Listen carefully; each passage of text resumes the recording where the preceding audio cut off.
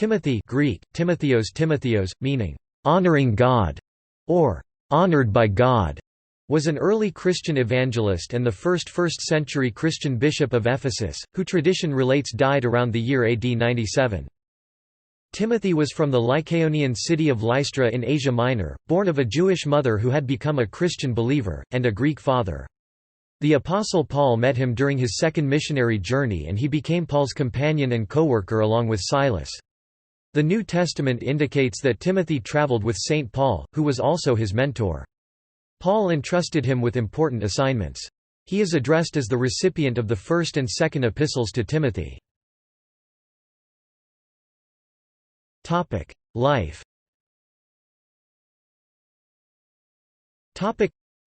Timothy was a native of Lystra in Lycaonia, Anatolia. When Paul and Barnabas first visited Lystra, Paul healed one crippled from birth, leading many of the inhabitants to accept his teaching. When he returned a few years later with Silas, Timothy was already a respected member of the Christian congregation, as were his grandmother Lois and his mother Eunice, both Jews. In 2 Timothy 1 verse 5, his mother and grandmother are noted as eminent for their piety and faith. Timothy is said to have been acquainted with the Scriptures since childhood. In 1 Corinthians 16 verse 10 there is a suggestion that he was by nature reserved and timid. "When Timothy comes, see that you put him at ease among you, for he is doing the work of the Lord." Timothy's father was Greek, that is, not a Jew. Thus Timothy had not been circumcised and Paul now ensured that this was done, according to the text Acts 16 verses 1–3, to ensure Timothy's acceptability to the Jews whom they would be evangelizing. According to McGarvey, "Yet we see him in the case before us, circumcising Timothy with his own hand, and this on account of certain Jews who were in those quarters." However, Acts 16 verse 4 makes clear that this action did not compromise the decision made at the Council of Jerusalem, that Gentile believers were not required to be circumcised. Timothy became St. Paul's disciple, and later his constant companion and co-worker in preaching. In the year 52, Paul and Silas took Timothy along with them on their journey to Macedonia. Augustine extols his zeal and disinterestedness in immediately forsaking his country, his house, and his parents, to follow the apostle, to share in his poverty and sufferings.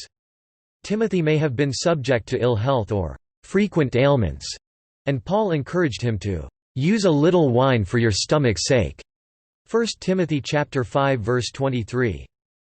When Paul went on to Athens, Silas and Timothy stayed for some time at Beroea and Thessalonica before joining Paul at Corinth. Timothy next appears in Acts during Paul's stay in Ephesus 54–57, and in late 56 or early 57 Paul sent him forth to Macedonia with the aim that he would eventually arrive at Corinth. Timothy arrived at Corinth just after 1 Corinthians reached that city. The letter was not well received, and Timothy quickly returned to Ephesus to report this to Paul. Timothy was with Paul in Corinth during the winter of 57–58 when Paul dispatched his letter to the Romans, Romans chapter 16 verse 21. According to Acts chapter 20 verses 3–6, Timothy was with Paul in Macedonia just before Passover in 58. He left the city before Paul, going ahead of him to await Paul in Troas. Acts chapter 20 verses 4–5. That is the last mention of Timothy in Acts, Raymond Brown notes. In the year 64, Paul left Timothy at Ephesus, to govern that church. His relationship with Paul was close and Paul entrusted him with missions of great importance. Timothy's name appears as the co-author on 2 Corinthians, Philippians, Colossians, 1 Thessalonians, 2 Thessalonians, and Philemon. Paul wrote to the Philippians about Timothy, "I have no one like him." Philippians chapter 2 verses 19–23. When Paul was in prison and awaiting martyrdom, he summoned his faithful friend Timothy for a last farewell. That Timothy was jailed at least once during the period of the writing of the New Testament is implied by the writer of Hebrews mentioning Timothy's release at the end of the epistle. The apocryphal Acts of Timothy states that in the year 97, the 80-year-old bishop tried to halt a procession in honor of the goddess Diana by preaching the gospel. The angry pagans beat him, dragged him through the streets, and stoned him to death. Veneration.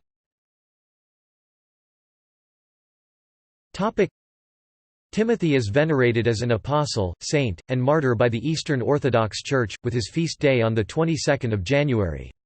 The general Roman calendar venerates Timothy together with Titus by a memorial on the 26th of January, the day after the feast of the conversion of St. Paul.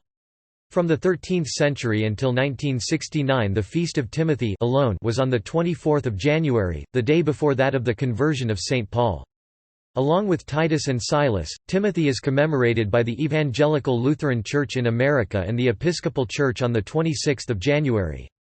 Timothy's feast is kept by the Lutheran Church Missouri Synod on the 24th of January. In the 4th century, the relics of Timothy were transferred from Ephesus to Constantinople and placed in the Church of the Holy Apostles near the tombs of St. Andrew and St. Luke. Later on in the 13th century, the relics seem to have been taken to Italy by a count returning from the Crusades, and buried around 1239 in the Termoli Cathedral. The remains were rediscovered in 1945, during restoration works. Patronage. Timothy is the patron invoked against stomach and intestinal disorders. See also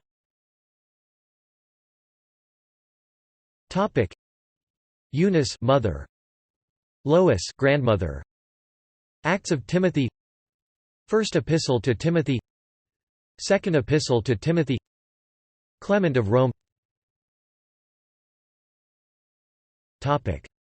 References.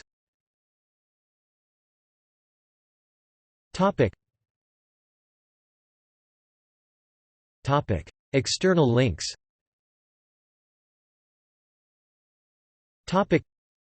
Street. Timothy, Bishop and Martyr Saints and Blessed Saints Colonnade statue in St. Peter's Square.